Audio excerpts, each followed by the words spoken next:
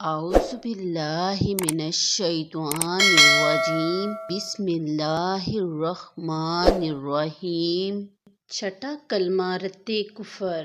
اللہم انی اعوذ بک من ان اشرک بک شیئا وانا اعلم بہ واستغفرک لما لا اعلم بہ تبت عنہ تبرأت من الكفر والشرك والكذب والغيبة والبدعة والنميمة والفواحش والبهتان والمعاصي كلها وأسلمت وأقول لا إله إلا الله محمد رسول الله۔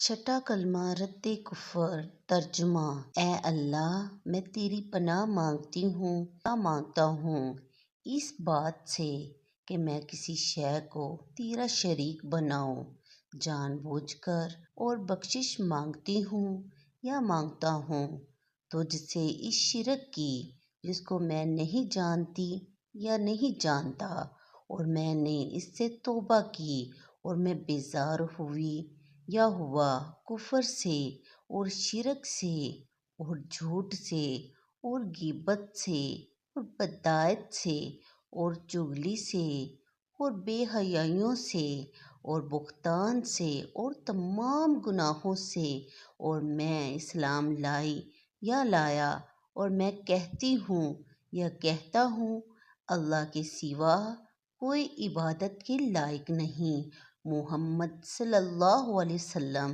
اللہ کے رسول ہیں۔ 6 کلمہ رد کفر English translation. O Allah, I seek refuge in you from that I should not join and partner with you, and I have knowledge of it. I seek your forgiveness from that which I do not know. I repent from its ignorance, and I reject disbelief and joining partners with you, and of falsehood and slandering, and innovation in religion, and telltales and evil deeds the blame, and the disobedience all of them.